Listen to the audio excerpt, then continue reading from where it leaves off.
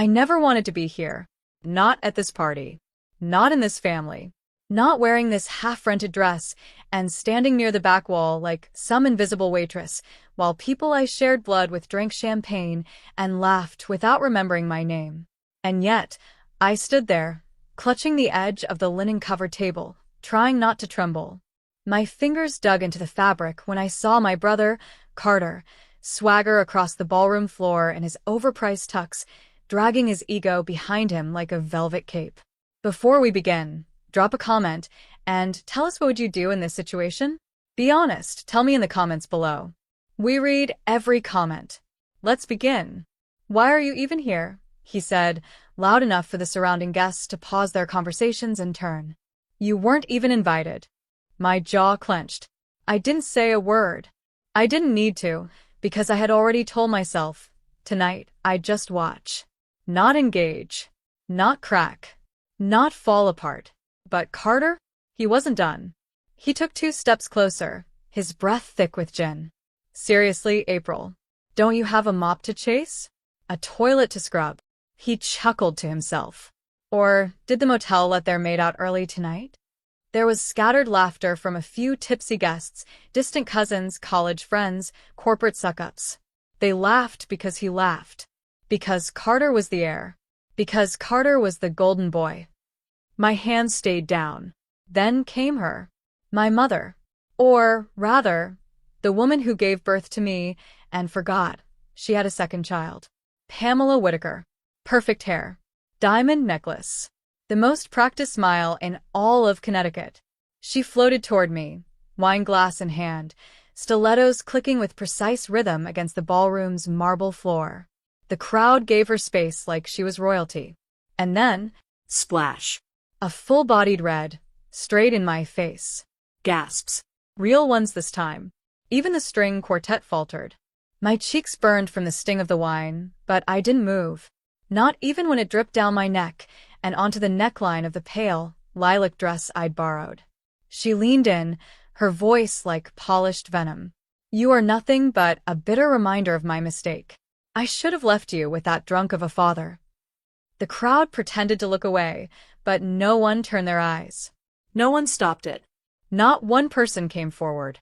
I'm not here to fight, I whispered, steady. I'm just here to say goodbye. Carter snorted. To what, your cleaning job? My heart thundered. My eyes searched the ballroom once more, faces I knew, faces I once loved, all of them etched with smug superiority. And then I said it. Just one sentence. He's coming. Their smiles dimmed. My mother blinked. Who? Carter spat. I didn't answer. I didn't have to. Because that's when the ballroom doors opened. Not pushed by a butler, not opened politely, but swung. Like the air had shifted. And he stepped in. Black suit. Jaw carved from stone. Eyes sharp as truth. And a presence, no, a power, that rolled across the room like thunder without sound. Grayson Cole. CEO of Tech Industries. Self-made billionaire. The man who once walked away from a Fortune 500 conference because someone dared to disrespect a junior employee. The man even senators hesitated to offend. The man who was my husband. There was no smile on his face. Just fire. He didn't look at the chandeliers or the line of waiters or the golden arches of the hall. He walked straight toward me, ignoring the whispers, the gasps, the phones slowly lifting for pictures.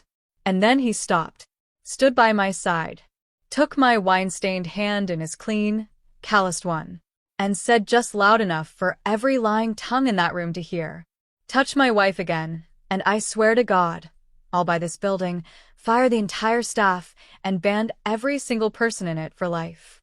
You could hear a pin drop. He turned to me. You okay? I nodded, but I was shaking. From rage. From the years. From the fact that I had hidden this man, this life, from everyone because I never wanted to flex. I wanted to be free. But now? Now I was done being silent. He turned back to the crowd. If anyone here thinks she doesn't belong, he said, voice low and lethal, you can leave. No one moved. No one even breathed. And for the first time in 27 years, I stood tall in front of my family and they looked small, because everything they thought they knew was about to unravel. The silence in that ballroom didn't feel like peace. It felt like the sharp inhale before an explosion. And Carter? Oh, Carter was the first to snap. He scoffed, lips curling into something between confusion and condescension. Wait. You're telling me he's your husband? He pointed at Grayson with the same arrogance he used on parking attendants. You expect us to believe that? My mouth was still trembling, but I met his eyes. I don't expect you to believe anything, Carter, I said, voice steel-edged now. I expect you to choke on the truth. Grayson didn't flinch. He just stood taller, 6'3" of intimidation in a suit tailored like armor. You must be Carter Whitaker, he said, extending his hand casually. I've heard a lot about you. Carter didn't move. You're shorter than I imagined, Grayson added flatly. A few nervous chuckles rippled at the edge of the crowd, then died quickly when Pamela shot them a glare. My mother stepped forward, her wine glass still empty, her voice trying desperately to recover the room.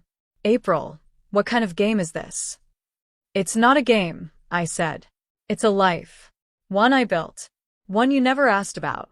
One you spat on every time you pretended I wasn't part of this family. Pamela rolled her eyes. Don't make this about you. You left this family. I shook my head. No. You left me when I didn't fit your narrative.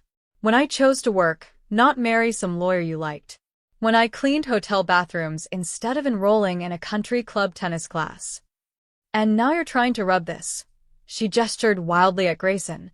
In our faces like some fairy tale? Grayson stepped in. Actually, he said smoothly, I offered April everything. But she chose to work, to live simply, to build her own path. He turned to face the guests now, his voice echoing slightly against the marble and crystal surroundings. I beg her to quit working. You know what she told me? I won't let money change who I am. My heart clenched. The crowd shifted. Pamela's voice cracked. So, what now? You storm in like some white knight and expect us to worship her.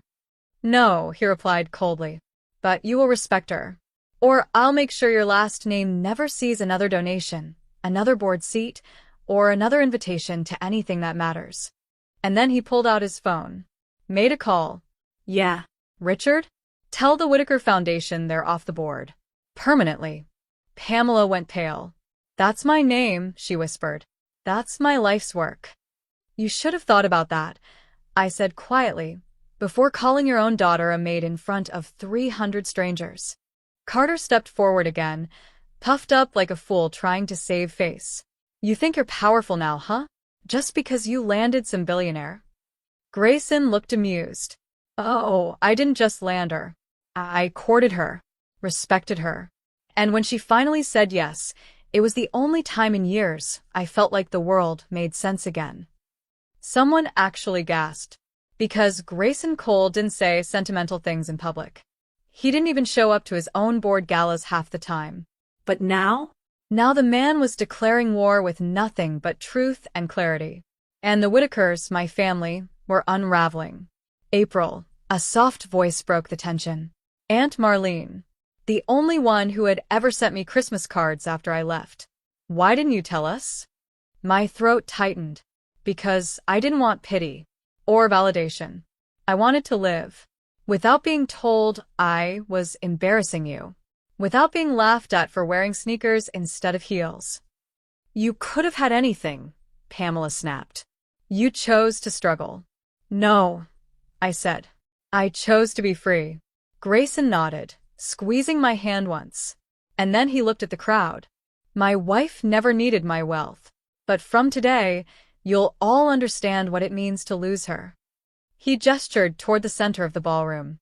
A man emerged from the shadows, a security officer with an earpiece. Escort Mr. Carter Whitaker and Mrs. Pamela Whitaker out, Grayson said, his voice calm. Carter barked, You can't do that. I just did. And as the ballroom doors opened again, this time for them to be escorted out, I whispered to Carter as he passed. You said I shouldn't be here, but I built a life you can't even understand. He didn't reply, because the humiliation was too loud to speak through. As they were walked out under the stunned gaze of high society, I exhaled for the first time that night.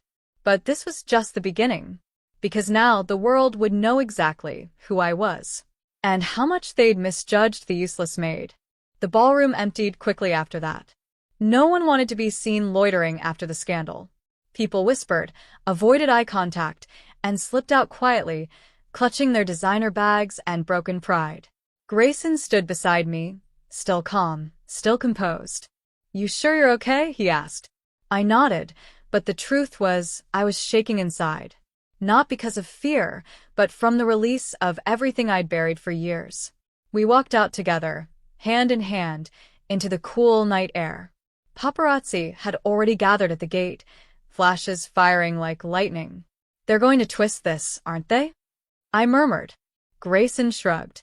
"Let them. The truth's on our side." But it wasn't the press that worried me. It was what came next. Because not even Grayson knew everything about me. Not about what happened before we met. Not about the real reason I had walked away from my family years ago. And now that I had stepped back into the spotlight, the past I had hidden so carefully was going to catch up. The next morning, it began. The headlines were everywhere. CEO Grayson Cole reveals secret marriage, stuns Connecticut elite.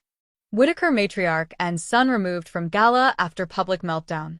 And then, April Whitaker, from hotel cleaner to billionaire's wife. I sat on the edge of our bed, staring at the TV. My phone buzzed nonstop, calls, texts, social media mentions. Grayson stepped out of the shower, towel around his waist. "Turn it off." "I can't," I whispered. "It's everywhere." He sat beside me, wrapping an arm around my shoulders. "Let them talk. You don't owe anyone an explanation." But I knew that wasn't true. There was one person I did owe the truth to, Grayson. Because what none of them knew was that years ago, before I ever met him, I had made a mistake. A desperate one. A dangerous one. And now someone from that past was calling. Threatening. "I saw you on the news," the voice said on the phone that night. "You're living it up, huh? Forgot about me?" I froze. "You owe me, April. And now I want what's mine. Or I tell the whole world what you really are." My heart sank. Because in front of the whole world, I had finally stood tall. But behind closed doors, the shadow I thought I'd buried was ready to return. The call haunted me for hours. I didn't sleep. I couldn't. Grayson noticed, of course he did. The man could read me like a book, even if I was trying to hide the torn pages. "Who is it?" he asked the next morning as we sat across from each other in our private kitchen. No bodyguards. No noise. Just us. I hesitated too long. "April," he said softly, "talk to me." So I told him. Not everything. Not yet. Just enough to see how much truth I could share without watching him pull away. "There was someone," I began. "Before you. When I was alone. I borrowed money. From someone I shouldn't have. And now that I'm on the news, they think I can pay it all back with interest." Grayson's jaw tightened. "How much?" "That's not the point," I said quickly. "They're not just after money. They want to expose me. Make it look like I was using you." He stood up. "Paste." "Names?" I shook my head. "I'll handle it." He turned to me, eyes narrowed. "No, you won't." I blinked. "April," he said firmly, "I didn't marry you to show you off. I married you because you're the strongest person I've ever met. But you don't have to carry everything alone anymore. Not now. Not with me." Something in me cracked. Tears welled up, but not the weak kind. The angry kind. The tired kind. "I was scared," I whispered. "If they dig deep enough, they'll find out everything. The motel arrest. The eviction. The fake name I used at that waitress job." Grayson didn't flinch. "I don't care," he said. "But the world will." He stepped closer, lifted my chin. "Then let them care. Let them talk. If someone wants a war, they'll have one with me." And just like that, I realized something terrifying. He didn't just love me. He was ready to burn for me. That night, Grayson made one call. A team of investigators, lawyers, security. By morning, they had tracked the man who called me Rick Mason, a small-time loan shark who ran operations under fake charities and fake threats. But Rick wasn't bluffing. He had old photos. A fake agreement I signed under pressure. Even a voicemail from me back then, begging for help. It could be twisted. It could ruin me. And Rick knew it. $500,000. Or the press gets everything. Grayson didn't blink. Meet me. Tonight. Name the place. I panicked. You're not giving him money, are you? Grayson looked at me, calm but cold. No.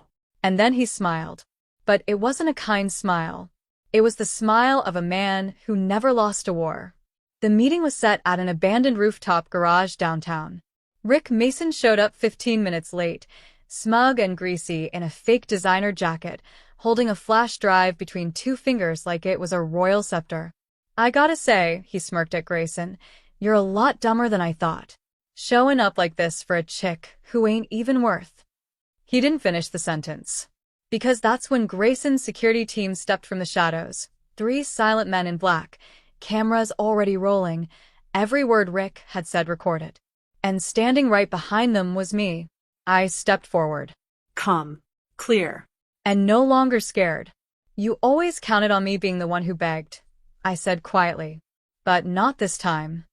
Rick's smirk faltered. You think this little show scares me? Grayson nodded once. It doesn't have to. But you might want to know that the press will get this footage, along with every fraud complaint we've dug up against you. Unless you disappear. Quietly. Rick laughed nervously. You got nothing on me. I reached into my coat pocket and pulled out the original agreement, the one he forged with my signature years ago. Our legal team ran it through forensics, I said. The signature doesn't match. Not even close. Rick's eyes widened. Grayson stepped closer. You tried to destroy my wife's life. I'll make sure yours gets buried first. Rick took a step back. But the damage was done. By morning, Rick's name was on every scandal blog and news site. Fraud. Blackmail. Extortion. Arrested mid-flight trying to flee the state. And me? I was no longer hiding. 2 days later, the Whitaker family held a press conference, trying to reclaim their image. Carter stood in a stiff suit, reading from a script. Pamela sat beside him, silent, her face tight and powdered. They didn't know I'd be there too. But I was. Grayson and I walked in hand, unannounced, stepping up to the press table as if we owned it, because we did. Reporters surged forward. Mrs. Cole, do you have anything to say to your family? I took the mic. Looked at them. At all of them. My family once told me I wasn't enough, I said. That I didn't deserve a seat at their table. But it turns out, I was building my own. Cameras flashed. Pamela stood to object, but the crowd wasn't listening to her anymore. They were listening to me. And finally, I said the one thing I'd always wanted to say, not out of hate, but out of truth. I used to think I had to prove something. To be accepted. But I don't. Not anymore. Because the people who matter, the ones with real hearts, see me already. Then I turned to Grayson. He smiled. And the crowd, the reporters, the world, they saw the truth. I wasn't the maid anymore. I was the woman who rose without permission, who was laughed at, thrown out, spat on, and still walked back in without a crown and became the storm. And in that moment, the room went quiet again. Not from shame, not from fear, but from respect. Because April Whitaker Cole was no longer a name they could mock. She was the one who walked away and still returned stronger than every single one of them.